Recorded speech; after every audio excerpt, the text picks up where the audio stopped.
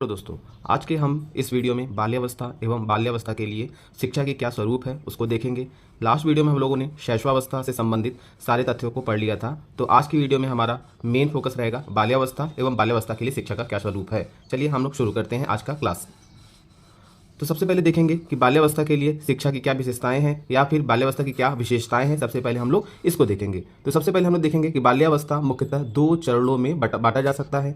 जो है पहला चरण 6 से 9 वर्षों तक और दूसरा चरण है 9 से 12 वर्षों तक। तो यानी कि बाल्यावस्था मुख्य रूप से 6 से 12 वर्षों तक की अवस्था को माना जाता है, जिसको हम 2 स्टेज में डिवाइड कर सकते हैं। एक पहला आपका है जो 6 से 9 वर्ष तक का है, दूसरा आपका 9 से 12 वर्ष तक का है। तो जो पहला स्टेज है इसमें बालक की लंबाई एवं भार दोनों बढ़ते हैं और इस चरण में बच्चा चिंतन एवं तर्क शक्तियों का विकास हो जाता है बच्चे में। और जो दूसरा चरण है उसमें बच्चे पढ़ाई में रुचि लेने लगते हैं। ठीक, आगे देखते हैं इनमें क्या क्या मुख्य विशेषताएं पाई जाती हैं, क्या क्या इनमें विशेषताएं होती हैं, उसको हम लोग देखते हैं। तो सबसे पहला है, इस अवस्था में बालक शैशवावस्था के काल्पनिक जगत से निकलकर वास्तविक जगत में प्रवेश करता है। जैसा कि हमने देखा था कि शैशवावस्था में जो बालक होता है वो अपने काल्पनिक जगत या इमेजिनरी लाइफ में ही अपने आप को इंक्लूड करता है। लेकिन अब इस अवस्था में क्या होगा, जो बालक है वह अपने काल्पनिक जगत से निकलकर वास्तविक जगत में प्रवेश करता है। वह वास्तविक जगत की प्रत्येक वस्तुओं से आकर्षित होकर उसका ज्ञान प्राप्त करना चाहता है। दूसरा पॉइंट देखते हैं कि इस अवस्था में बालक की रुचियों में निरंतर परिवर्तन होता रहता है। वह अस्थायी रूप धारण न करके वातावरण में परिवर्तन के साथ परिवर्तित होती रहती है। यानी कि शैशवावस्था में बालक जो भी सीखता है उसको लगता है कि यही चीज़ पूरे के पूरे आने वाले लाइफ में, आने वाले समय में कंटिन्यू रहेगी, परमानेंट रहेगी। लेकिन हम बाल्यावस्था में देखते हैं बालक के मन में अब ये चीज़ फिट हो जाती है कि जो चीज़ें होती हैं वो समय के साथ बदलती रहती है। यानी कि वातावरण परिवर्तन के साथ परिवर्तित होती रहती है। आगे देखते हैं कि बाल्यावस्था में जिज्ञासा की प्रवृत्ति होती है। यानी कि बाल्यावस्था में भी बच्चे क्यूरियस होते हैं। लेकिन जैसे शैशवावस्था में बच्चे क्वेश्चन पूछते थे कि यह क्या है, अब ये क्वेश्चन पूछेंगे यह ऐसा क्यों है, यह ऐसा कैसे हुआ है। बालक अपने संवेगों पर अधिकार रखना एवं अच्छी और बुरी भावनाओं में अंतर करना जान जाता है। वह उन भावनाओं का दमन करता है जिनको उसके माता पिता और बड़े लोग पसंद नहीं करते हैं। यानी कि इसमें जो बालक होता है उसके अंदर ऐसी भावनाएं जाग जाती हैं जो समाज के लिए अच्छा नहीं होता है, वह उसको नहीं करता है। यानी उस क्रियाओं को दमन करता है, बल्कि वह उन क्रियाओं को करना चाहता है जिससे समाज में उसको स्वीकृति प्राप्त हो। इस अवस्था में बालकों में बिना उद्देश्य के इधर उधर घूमने की प्रवृत्ति बहुत अधिक होती है। यानी कि इस अवस्था में बालक जो होते हैं अपने आप को घूमने में ज़्यादा इंटरेस्टेड होते हैं, वो घूमना ज़्यादा पसंद करते हैं। इस अवस्था में बालकों की सामूहिक खेलों के प्रति अत्यधिक रुचि होती है। वह 6 या 7 वर्ष की आयु में छोटे समूहों में और बहुत अधिक समय तक खेलता है। खेल के समय बालिकाओं की अपेक्षा बालकों में झगड़े अधिक होते हैं। 11 या 12 वर्ष की आयु में बालक दलीय खेलों में भाग लेने लगता है। यानी कि जो बाल्यावस्था होता है इसको हम लोग गैंग एज भी बोलते हैं, क्योंकि इस अवस्था में बालक जो होते हैं टोली बनाकर और समूहों के साथ खेलना पसंद करता है। आगे देखते हैं कि बाल्यावस्था में बालकों और बालिकाओं में संग्रह करने की प्रवृत्ति बहुत ज़्यादा पाई जाती है। यानी कि इस अवस्था में बालक जो होते हैं चीज़ों को संग्रह करके रखते हैं। जैसे बालक होते हैं अपने आसपास, जैसे मान लेते हैं न्यूज़पेपर से कुछ चित्र है उसको कट करके रखते हैं, कुछ जो कांच की गोलियां होती हैं उनको स्टोर करके रखते हैं, टिकटें, मशीनों के भाग, पत्थर के टुकड़ों, इनका संचय करते हैं। उसी तरीके से बालिकाओं में खिलौनों, गुड़ियों और कपड़ों के टुकड़ों को संग्रह करने की प्रवृत्ति पाई जाती है। शैशवावस्था में बालक का व्यक्तित्व अंतर्मुखी होता है, यानी इंट्रोवर्ट होते हैं, क्योंकि वह एकांत प्रिय में रहना पसंद करते हैं, केवल अपने में रुचि लेने वाले होते हैं। यानी कि आप देखेंगे जो शैशवावस्था के बच्चे होते हैं वो खुद से बात करते हैं, अपने आप में ही रहना पसंद करते हैं। लेकिन इसके विपरीत जब बाल्यावस्था में प्रवेश करते हैं तो बहिर्मुखी होते हैं। वो अपने दोस्तों के साथ बात करना चाहते हैं, दोस्तों के साथ खेलना चाहते हैं और वह अन्य व्यक्तियों, वस्तुओं और कार्यों का अधिक से अधिक परिचय प्राप्त करना चाहते हैं। इस अवस्था में बालकों को रचनात्मक कार्यों में विशेष आनंद आता है। यानी कि वो जो कुछ क्रिएटिविटी करना चाहते हैं, कोई ना कोई चीज़ों को लेकर बनाने का।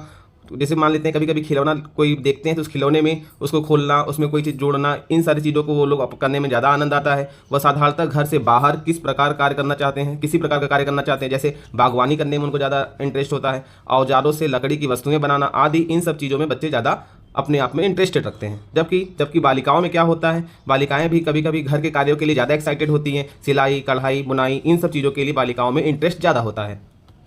आगे देखते हैं कि बाल्यावस्था में शिक्षा का क्या स्वरूप है, कि हम बाल्यावस्था में किस प्रकार से उनको शिक्षा दे सकते हैं। तो सबसे पहला पॉइंट है कि इस अवस्था में बालक की रुचियों में निरंतर परिवर्तन होता रहता है। अतः हमारा जो पाठ्य विषय यानी सिलेबस ऐसा होना चाहिए और हमारा जो टीचिंग मेथड यानी शिक्षण विधि है ऐसा होना चाहिए, उसमें रुचियों के अनुसार परिवर्तन किया जाना आवश्यक है। हमको एकदम थियोरटिकल न पढ़ा करके उनको लर्निंग बाय डूइंग या किसी एक्टिविटी के थ्रू जब सिखाएंगे तो हम उनको ज़्यादा अच्छे तरीके से सिखा सकते हैं और बच्चे भी उस चीज़ को करने में इंटरेस्टेड होंगे। ऐसा करने से उसमें शिक्षण के प्रति आकर्षण तो बना ही रहता है, साथ ही उनकी मानसिक प्रगति भी गतिमान रहती है। यानी कि अगर हम ऐसे उनको सिखाएंगे तो अपने आप मतलब उनके अंदर टीचिंग की या फिर कह सकते पढ़ने की एक आकर्षकता बनी रहती है और अपनी मानसिक प्रगति भी गतिमान में रहती है।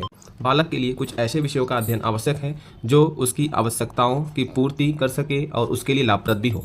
इस उद्देश्य की पूर्ति के लिए कुछ विशेष विषयों जैसे भाषा, अंकगणित, विज्ञान, सामाजिक अध्ययन, ड्राइंग, चित्रकला, सुलेख, पत्र लेखन और निबंध रचना आदि का चुनाव करना चाहिए। बालक कठोर अनुशासन पसंद नहीं करता है। वह शारीरिक दंड, बल प्रयोग और डांट डपट से घृणा करता है। वह उपदेश नहीं सुनना चाहता है। वह धमकियों की चिंता नहीं करता है। अतः उसकी शिक्षा प्रेम तथा सौहार्द और सहानुभूति पर आधारित होनी चाहिए। अर्थात इसमें बाल्यावस्था में हम किसी को शारीरिक दंड, बल प्रयोग या डांट डपट से कोई चीज़ सिखाना चाहेंगे तो वो उसको नहीं सीख पाएगा, ठीक। बल्कि हम उसको प्यार से, सौहार्द से, सहानुभूति से कोई चीज़ अगर सिखाएंगे तो वो उस चीज़ को सीखने के लिए इंटरेस्टेड होगा और उस चीज़ को सीख सकेगा। आगे देखते हैं कुछ मनोवैज्ञानिकों के क्या कथन है बाल्यावस्था को लेकर। तो कोल एवं ब्रूस ने बाल्यावस्था को संवेगात्मक विकास का अनोखा काल माना है। ये इंपॉर्टेंट है कि कोल एवं ब्रूस या फिर किसने बाल्यावस्था को संवेगात्मक विकास का अनोखा काल माना है। तो कोल एवं ब्रूस, यह विकास तभी संभव है जब बालक के संवेगों का दमन न किया जाए, क्योंकि ऐसा करने से उसमें हीन भावना ग्रंथियों का निर्माण हो जाता है। स्ट्रंग के अनुसार इस अवस्था में बालकों की भाषा में बहुत रुचि होती है। अतः इस बात पर बल दिया जाना आवश्यक है कि बालक भाषा का अधिक से अधिक ज्ञान प्राप्त कर सके। बालकों में जिज्ञासा की प्रवृत्ति होती है, अतः उन्हें दी जाने वाली शिक्षा का स्वरूप ऐसा होना चाहिए जिससे उसकी इस प्रवृत्ति की तुष्टि हो। किर्कपैट्रिक ने बाल्यावस्था को प्रतिद्वंदात्मक सामाजिकरण का काल माना। ये इंपॉर्टेंट लाइन है कि प्रतिद्वंदात्मक सामाजिकरण का अवस्था किसे माना गया है, बाल्यावस्था को, और किसने बोला, किर्कपैट्रिक को। अतः विद्यालय में ऐसी क्रियाओं का अनिवार्य रूप से संगठन किया जाना चाहिए जिनमें भाग लेकर बालक में अनुशासन, आत्मनियंत्रण, सहानुभूति, प्रतिस्पर्धा, सहयोग आदि सामाजिक गुणों का अधिकतम विकास हो। इसमें ये कहा गया है कि बच्चे जो होते हैं सामाजिकरण को लेकर बहुत ही ज़्यादा प्रतिद्वंद भावना को प्रकट करते हैं। अतः विद्यालय में हम ऐसे उनको शिक्षा दें ताकि वो समाज के प्रति अपने सौहार्द को, आत्मनियंत्रण, सहानुभूति को बढ़ा सके ताकि उनमें अधिकतम विकास हो सके। तो ये कुछ थे बाल्यावस्था से संबंधित शिक्षा का स्वरूप एवं बाल्यावस्था की विशेषताएं। तो आज की वीडियो में बस इतना ही। अगले वीडियो में हम लोग किशोरावस्था के बारे में पढ़ेंगे, किशोरावस्था से संबंधित विशेषताओं के बारे में पढ़ेंगे और किशोरावस्था में शिक्षा का क्या स्वरूप है इनके बारे में पढ़ेंगे। तो इसके बाद जब हम लोग खत्म कर लेंगे तो इस टॉपिक से महत्वपूर्ण क्वेश्चन को भी डिस्कस करेंगे कि क्या क्या क्वेश्चन आ सकते हैं। तब तक के लिए हमारा चैनल आप देखते रहें। Thank you.